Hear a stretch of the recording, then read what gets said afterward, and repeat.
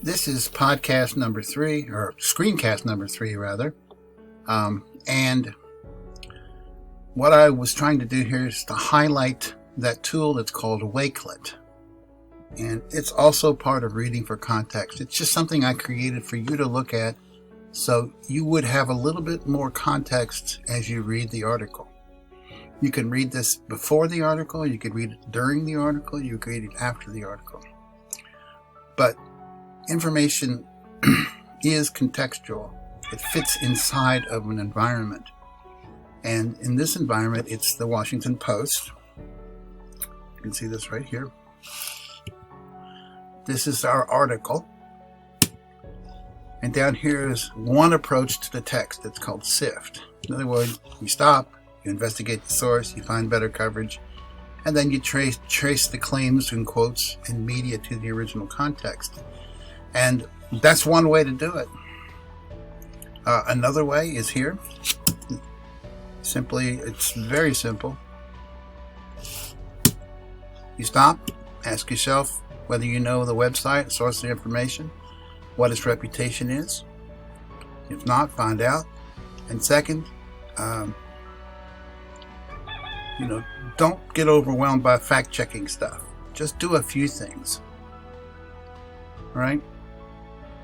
And the reputation is probably good enough. So, I found this article about the trustworthiness of the Washington Post that was rather interesting. And the Washington Post, much like the New York Times and the Wall Street Journal and lots of other what are called mainstream media, have suffered over the past few years, especially on their editorial pages, for being noted as untrustworthy. Opinions need to be based in fact, and oftentimes on all of those mainstream media newspapers, it wasn't, or it's very tenuously based on the facts. So, more context. Who is Liza Tucker? She wrote the article. And what is the Consumer Watchdog Agency? That's right here. Again, more context on, you get to know a little bit about who wrote it and what her position is. Here's another one. Here's one family's fight against grisly photos. So what I did was I went outside of this article and simply found another article that told the story. Here's something that's very similar that I found, only it's not quite so clear-cut.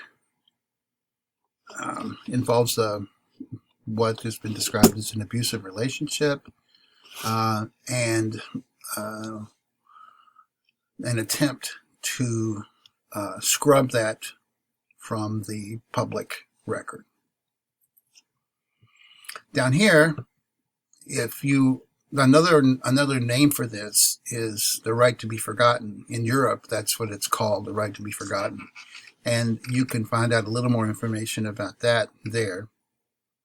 Here's an editorial that's mentioned in the article. That's a little more context. You don't have to read all of it, just kind of see what's going on. Something about the Google Transparency Report is that it's, again, it's all about the right to be forgotten. Google has fought that tooth and nail in Europe, and they're fighting it here big time. This is a story about a Manhattan high school guidance counselor who worked as a lingerie model and wanted to get those pictures of her modeling off of the internet, and she was fired because of these pictures.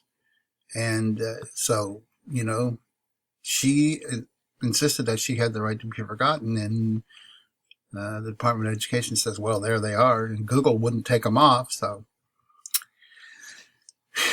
this is something about the Fair Credit Reporting Act that gives you a little more context about what's going on with the government, and more about here in the Privacy and Security Principles Safety Center.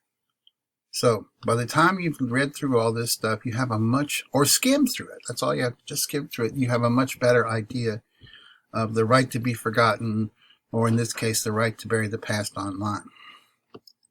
and you begin to realize how big an issue this is. Next to climate change, I think privacy is the biggest issue that your generation is going to have to confront.